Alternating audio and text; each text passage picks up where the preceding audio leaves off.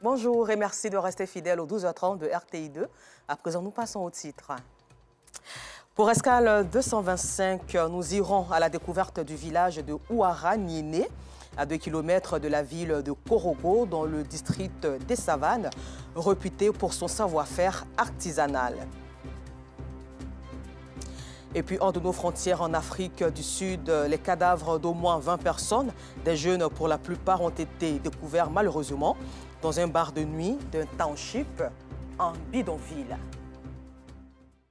Les avances de la DRENA, initiative de la Direction régionale de l'éducation nationale et de l'alphabétisation de la localité du district autonome de Yamoussoukro, récompense les autorités administratives, politiques, chefs de structures et partenaires de l'éducation qui œuvrent pour la bonne marche de l'école dans la localité des Lacs. Et ce jour de la célébration du mérite, de la reconnaissance et de l'honneur s'est tenu tout récemment dans la région des Lacs.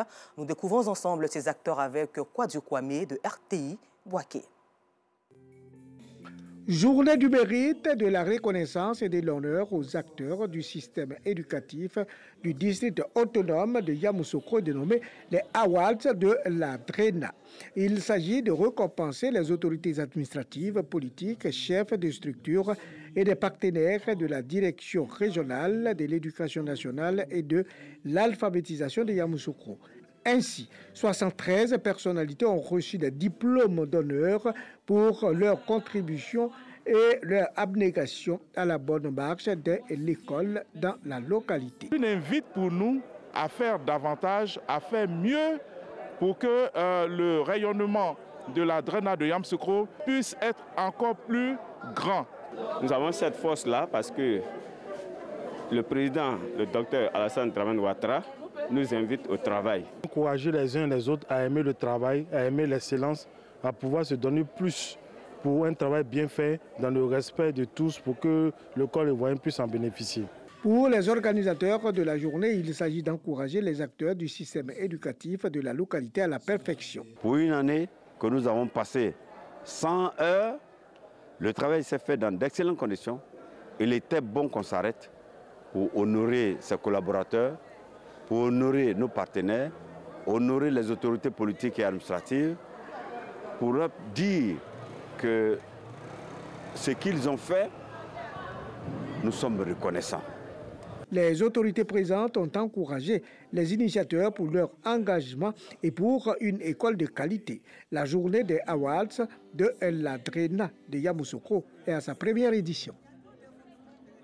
De la région des Lacs, mettons le cap sur la région de la Mé, où s'est tenu tout récemment à la Maison de la Culture d'Azopé un panel autour du thème Jeunesse et recherche culturelle pour la sauvegarde du patrimoine culturel acquis. Ce panel se tient en prélude de la 6e édition du festival Veleux, jour de réjouissance en Langatier, des 12, 13, 14 août prochains à Azopé. Alassane Pargendrabo pour le commentaire. La notabilité, les ressortissants et les responsables de la jeunesse d'Adzopé se retrouvent autour d'un panel sur le thème « Jeunesse et richesse culturelle ». L'implication des jeunes et des cadres dans la promotion, la sauvegarde du patrimoine culturel, le retour aux sources de la jeunesse de la région, la transmission culturelle de génération en génération sont les thématiques abordées. Nous avons de nombreux agrégés académiques, mais est-ce que ces agrégés-là s'intéressent à la culture acquise ? Quel est leur rapport en tant qu'intellectuel dans la culture acquise? Je pense que chacun dans son salon doit pouvoir se poser cette question. Ai-je fait ma part dans la culture acquise? Et ça sera le plus important. Richesse culturelle et jeunesse, c'est vraiment important. Tout à l'heure dans la salle, nous avons essayé de voir qu'est-ce que c'était la richesse culturelle. C'est le vestimentaire, c'est le culinaire, c'est nos us et coutumes. Et il est très important que la jeunesse soit au courant et soit au même niveau que nos aînés. Un panel enrichissant qui se tient en prélude à la 6e édition du festival Veleux, jour de réjouissance en pays acquis, qui se fixe comme objectif de réunir les fils et filles de la région de la Mé autour d'un objectif commun, celui de promouvoir la culture acquis dans toute sa diversité. Richesse culturelle et jeunesse. À travers ce thème, donc, nous ressortons l'aspect culturel, non seulement en termes de richesse, mais surtout la transmission donc, de cette richesse-là à la jeunesse. qui, pour nous, est un patrimoine à sauvegarder et à pérenniser. C'est de permettre donc non seulement à la région de Lamé de retourner à sa culture, de se l'approprier, mais aussi à toute la Côte d'Ivoire de savoir que tout doit partir et finir en termes de développement par la culture.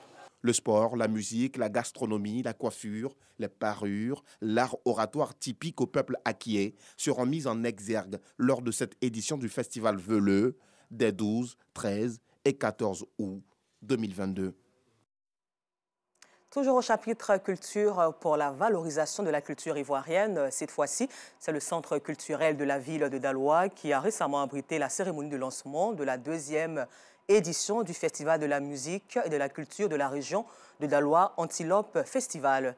Initié par l'artiste chanteur Yabongo Lova, cet événement vise à unir tous les cadres de la région, toute obédience politique confondue, autour d'un objectif commun, la valorisation de la promotion de la culture de Daloa et surtout de la cohésion sociale. C'est reparti avec Alassane Rabo Parguin.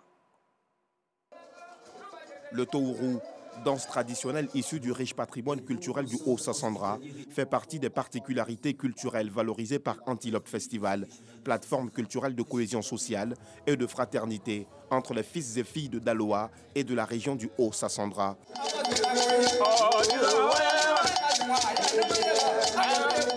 Yabongo Lova, initiateur de l'événement et son équipe, réunissent la presse nationale au centre culturel de la Cité des Antilopes pour annoncer les couleurs de la 2e édition d'Antilope Festival, placée sous le thème « Équation, jeunesse, entrepreneuriat ». Cette année, c'est que nous allons faire un colloque sur le Tourou. Nous allons expliquer ce que c'est que le Tourou, comment est-ce que ça se passe, qui en est le créateur et quelles sont ces personnes-là qui ont vraiment donné de la valeur à cette musique-là qu'est le Tourou. Le volet santé, nous sommes en pourparlers avec les autorités pour qu'on ait la chance d'avoir des gens bien qui vont donner l'information qu'il faut sur la sensibilisation sur le cancer du sein. On va essayer aussi de dépister nos mamans. Des panels d'initiation de la jeunesse de Daloa à l'entrepreneuriat, la rénovation de l'école primaire publique Gbeliville, l'une des premières de Daloa, pour marquer l'événement. Compétition sportive, démonstration de danse traditionnelle, distinction de personnalités marquantes de la région marqueront cette édition qui se tient en 2 étapes. La première, du 11 au 17 juillet, et la seconde, les 5, 6 et 7 août.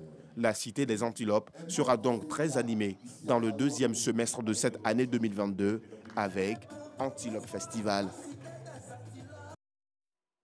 La 4e région de gendarmerie de Korogo a organisé sa journée sportive dénommée Sport de cohésion dotée du trophée Amadou Gon Coulibaly.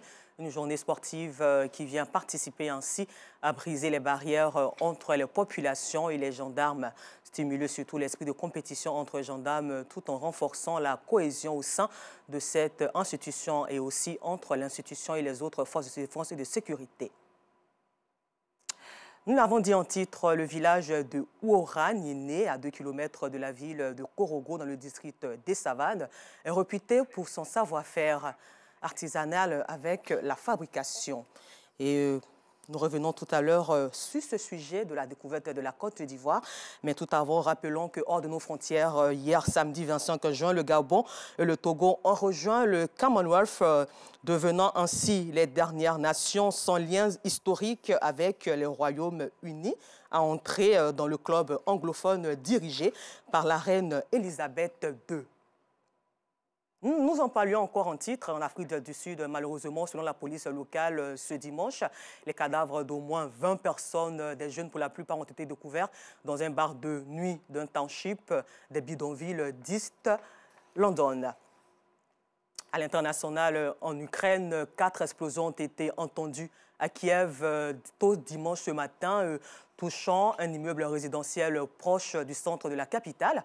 Au moins 4 blessés ont été hospitalisés et soulignons que cette frappe russe avait pour objectif d'intimider les Ukrainiens à l'approche du sommet de l'OTAN du 28 au 30 juin à Madrid, selon le maire de la capitale ukrainienne, Vitaly Klitschko.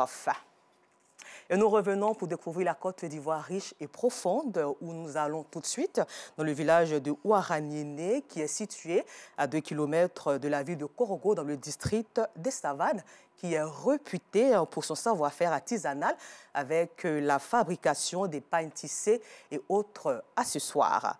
Mais soulignons que le tissage est une activité transmise dans ce village de père à fils. Ouaraniéné, autrefois destination privilégiée par les touristes européens, est aujourd'hui en quête de visiteurs. Et nous faisons ce constat tout en découvrant la Côte d'Ivoire avec Georgette Ido, Fofana Kadebachil et Eliane Nguessan.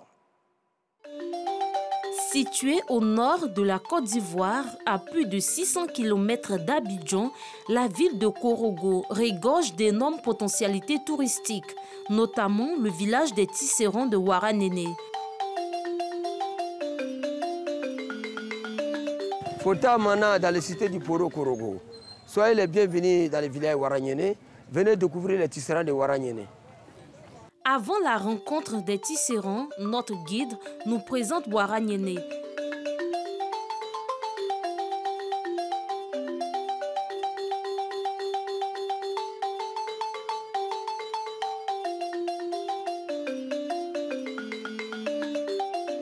Village réputé pour le tissage des pagnes, des sacs, des robes, des draps, des nappes, entre autres.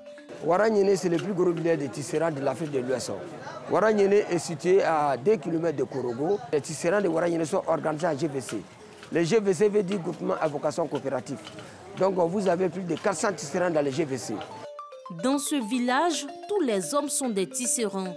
Un métier transmis de père en fils depuis le bas âge. À l'âge de 8 ans, 7 ans déjà, les enfants commencent à faire les bobines. Ensuite, on les apprend à faire les motifs, à tisser sans motif. Parce que bon, ce n'est pas tous les tisserands qui ont le droit de faire tous les motifs. Si à l'école, tu sens à l'école, les jours qu'il n'y a pas d'école, donc tu viens tisser un peu, ou bien tu viens rouler. Même s'il y a des difficultés, c'est on arrive à s'en sortir un peu. Chaque jour matin, à partir de 8 h, on se lève, on vient tisser. Vers 13 h, on se lève, on s'en va aller à la prière. À côté de ces hommes, les femmes, elles filent le coton, une matière essentiellement utilisée pour la fabrication des fils qui servent à la confection des pagnes tissées. Ici en pays, les femmes ne tissent pas. C'est les hommes seulement qui tissent. Les femmes, elles arrivent à regrouper les bandes avec crochet pour faire des robes, mais elles ne tissent pas.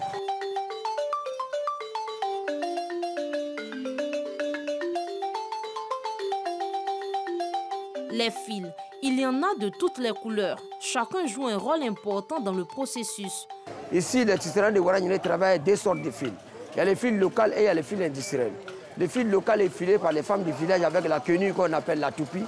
Les fils industriels viennent des usines textiles. Les fils, nous achetons déjà teintés. Mais au sein du village, on arrive à faire des différentes couleurs avec l'indigo. Donc tout ce que vous allez voir comme produit fini, tout est tissé par bande. Mais c'est en tissant que nous faisons 200 fils. C'est 200 fils qui font les bandes. Vous voyez 100 fils en haut, 100 fils en bas, ça fait les 200 fils. Une fois le pagne tissé, il revient aux couturiers sur place de valoriser l'art des tisserands à travers la confection des vêtements et autres accessoires.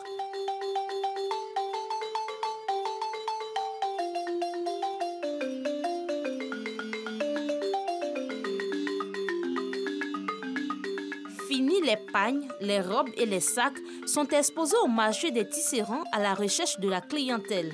Les prix varient selon les motifs.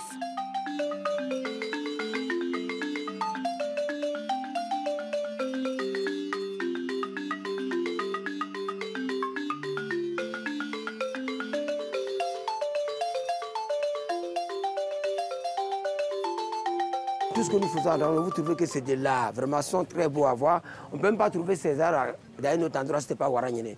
Aujourd'hui, à Ouaraniéné, c'est le seul village qui fait ces beaux arts dans le nord de la Côte d'Ivoire. Donc, vous avez les sacs à main, vous avez les bédous, vous avez les ordinateurs, etc.